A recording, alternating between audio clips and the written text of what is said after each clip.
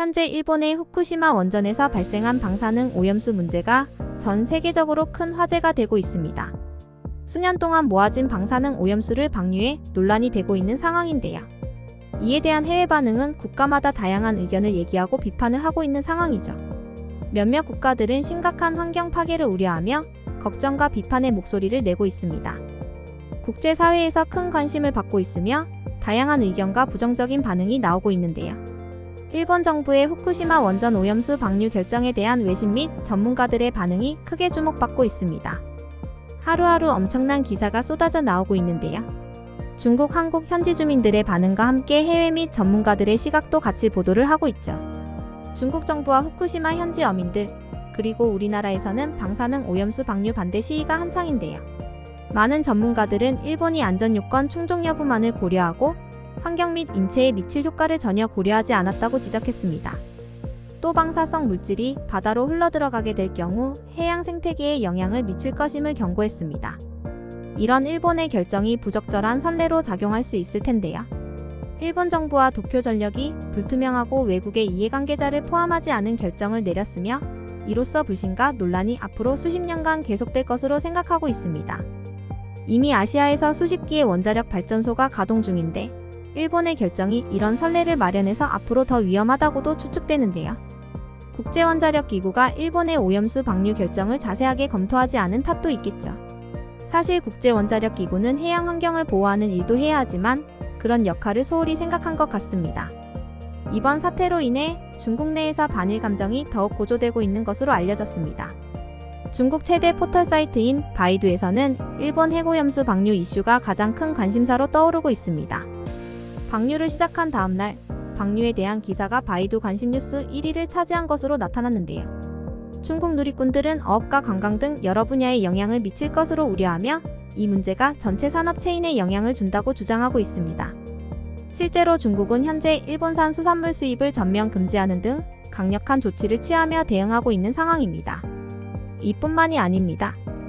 일본인 학생들이 다니는 중국 내 일본인 학교에 돌과 계란을 던지거나 항의 전화를 하는 등 일본인 전체를 타겟으로 반응을 보이고 있는데요. 심지어는 도쿄 콘서트홀, 수족관, 식당 등의 현지 기업 및 단체에게 항의 전화가 폭주해 정상적인 운영을 못하고 있는 상태라고 합니다. 한 라멘집에서는 하루에만 1000여 통의 전화를 받았다고 합니다. 이처럼 반일 감정이 확산되면서 일본에 대한 불매운동을 하기 시작했으며 일본산 화장품 업체들을 공유하여 널리 퍼뜨리고 있다고 합니다. 또한 칭다오 일본 총영사관 인근에는 일본인을 비하하는 낙서까지 한다고 하네요. 이와 함께 주요 온라인 여행 사이트에서도 일본 관광 상품이 사라지고 예약된 일본 단체 여행이 취소되는 움직임이 일고 있습니다. 최근 중국 정부는 단체 관광을 허용해 일본에서 환영하고 있었습니다. 그 이유는 2019년 코로나19 확산 이전에는 중국인들이 일본을 방문한 인원이 약 959만 명에 달하며 그해 중국인들이 일본 내에서 소비한 금액은 약 16조 2천억 원에 이르렀습니다. 어마어마한 관광 수익을 얻을 수 있는 상황이었지만 계획이 틀어지고 말았죠. 사태의 심각성을 깨달은 걸까요? 지속적인 피해를 받고 있는 일본은 중국에 적절한 대응을 해달라고 요청했으며 안전을 확보해달라고 요청했는데요. 중국 내 일본인들에게는 외출할 때는 가급적 언행을 삼가고 불필요하게 큰 소리로 일본어로 말하지 말라고 주의를 당부했습니다. 이번 방사능 오염수 방류 후 중국인들은 불안감이 높아지면서 많은 일들이 있었습니다. 오염되지 않은 소금을 사기 위해 엄청난 줄을 서서 사재기를 하고 평소에는 잘 알려지지 않았던 방사능 측정기를 구입하려는 사람들이 급증하고 있는데요. 이러한 현상으로 인해 소금과 방사능 측정기의 가격도 몇 배씩 상승하고 있다고 합니다. 홍콩에서도 중국과 비슷한 반응을 보이고 있습니다. 홍콩의 행정장관은 장기적인 식량 안전 및 국민 보건에 대한 악영향과 장기적인 위협을 대비하여 이 문제를 주시하고 대처할 계획을 알렸는데요. 방사능 오염이 시간이 지남에 따라 축적된다는 점을 강조하며 이미 일본 10대 지역에서 생산된 모든 해산물의 수입을 금지시켰다고 합니다. 또 일본으로부터 수입되는 해산물은 매일 종합 검사와 샘플 검사를 계속할 것이라고 밝혔습니다. 홍콩 또한 이 문제를 얼마나 심각하게 생각하고 보고 있는지 알 수 있겠네요. 참고로 홍콩은 예전 2011년 후쿠시마 원전 사고 때도 일본의 농산물을 수입을 금지했던 바가 있습니다. 자국민들을 위해 빠르게 대처한 모습으로 보입니다. 그러면 우리나라의 현재 상황은 어떨까요? 서울에 위치한 노량진 수산시장은 대부분 조용한 분위기였습니다. 보통 금요일에는 문전 성시를 이루어야 하지만 손님들이 거의 없었는데요. 수산시장의 모든 상인들이 비슷한 상황을 겪고 있었습니다. 상인들은 매대 한 구석에서 늦은 점심을 먹으며 손님이 다녀갈까봐 통로에서 눈을 뗄 수 없었습니다. 연일 후쿠시마 오염수 뉴스가 쏟아져 나오는데 누가 회를 먹고 싶겠나라고 말하며 아무리 여름에 해산물 신선도가 떨어지더라도 이 정도로 손님 발길이 끊긴 적은 거의 없었다라고 어려움을 토로했습니다. 현재 고급 어류 대부분은 일본에서 수입되고 있다고 합니다. 그래서 소비자들의 불안감이 커졌고 그 결과 수산시장에도 영향을 끼친 건데요. 신선한 해산물들이 많다고 소문난 제주도에서도 마찬가지인 상황입니다.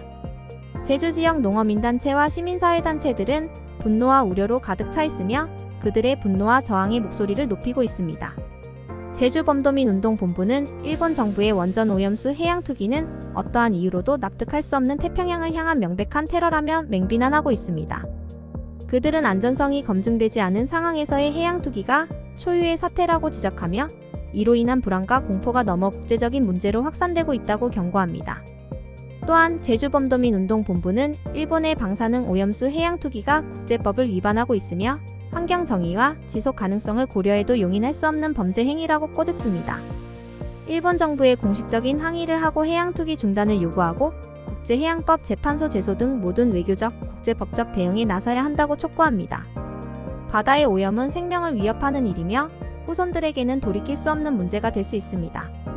일본의 방사능 오염수 방류로 인해 우리나라 정부는 남해안을 비롯한 200여 곳에서 방사능 검사를 실시하고 있으며 내년에는 이를 위해 560억 원의 예산을 편성했다고 하는데요. 식약처는 국민의 안전을 위해 더욱 꼼꼼한 검사를 진행할 것을 약속하였으며 지난해 약 1만 건의 검사에서 올해는 2만 3천여 건으로 증가할 예정이라고 발표하였습니다. 해수부와 지방자치단체의 검사를 합치면 내년에는 총 5만 5천 건의 검사를 할 것으로 예상하고 있습니다. 검사 비용은 어마어마한 금액이 나올 것 같은데요. 내년의 오염수 방류 예산은 7,380억 원으로 일본이 방류를 결정한 2022년 예산인 3천억 원의 2배가 넘습니다. 특히 방사능 해양 감시와 수산물 검사, 바닷물 방사능 농도 측정까지 합치면 대략 560억 원의 비용이 들어가게 됩니다. 왜 이런 부담을 우리가 감당해야 하는 걸까요? 일본이 다른 국가에 피해를 준다면 그에 대한 도의적 책임도 져야 하는 것이 아닐까요? 일본은 앞으로 최소 30년 동안 원전 내에 쌓인 약 137만 톤의 오염수를 해양에 방류할 계획이라고 알려져 있습니다. 어마어마한 방사능 검사 비용은 순전히 우리 몫이 될 수 없습니다. 물론 일본의 방류로 인해 많은 비용과 환경 파괴로 인해 전 세계에서 반감이 생기고 있는데요. 한편으로는 과학적인 근거와 협력의 중요성을 강조하는 목소리도 들려오고 있습니다. 포츠머스 대학의 한 교수는 방류 계획이 적절히 진행된다면 인체에 미치는 방사선량은 거의 없을 것이며 우리가 일상적으로 자연 방사선으로부터 받는 양의 1000분의 1에 해당한다고 설명했습니다. 또 다른 전문가는 후쿠시마 오염수는 일상적인 원자력 발전소 작동으로 발생하는 삼중수소로 이루어진 것이며 방사능적으로는 본질적으로 무해하다고 주장하였습니다. 그리고 일본 정부는 후쿠시마 수돗물의 방사선량이 세계보건기구 식수 기준의 7분의 1 미만임을 주장하고 있습니다. 이처럼 방사성 물질의 특징과 전문가들의 견해를 소개하며 다양한 시각을 제시했습니다. 그렇지만 다른 전문가들은 방류의 영향을 미리 예측하기는 어렵다며 해저와 해양 생물, 인간에게 미칠 영향에 대한 추가적인 연구가 필요하다고 주장하는데요. 또한 삼중수소 농도만을 기준으로 하지 말고 식물과 동물에 미칠 생식력 저하와 세포 손상 등을 고려해야 한다고 강조합니다. 이처럼 방사능 오염수 방류 문제에 대한 전문가들의 의견은 매우 다양합니다. 현재도 논쟁이 계속되고 있습니다. 우리는 환경과 건강을 고려한 결정이 필요한 상황이며 추가 연구와 국제적 협력이 중요합니다. 이 문제는 단순한 안전하다, 위험하다로만 표현되기보다는 사회적인 논의와 고민을 필요로 합니다. 현재는 국제적인 협력을 통해 최선의 처리 방안을 찾아나가야 한다는 입장을 강조하며 이 문제에 대한 공동의 대안을 모색하고 있습니다. 환경과 인류의 안전을 위해 노력하고 해결책을 모색해 나가는 과정은 희망을 안겨주고 있습니다. 이번 사태에 대한 국제사회의 반응을 알아봄으로써 우리는 전 세계적인 환경 문제에 대한 중요성을 다시 한번 깨닫게 되었습니다. 더 나은 미래를 위해 지속적인 관심과 노력이 필요한 시대입니다. 오늘 내용에 대한 여러분들의 의견은 어떻게 되나요? 댓글로 알려주시면 감사하겠습니다. 재미있게 보셨다면 구독과 좋아요 부탁드립니다.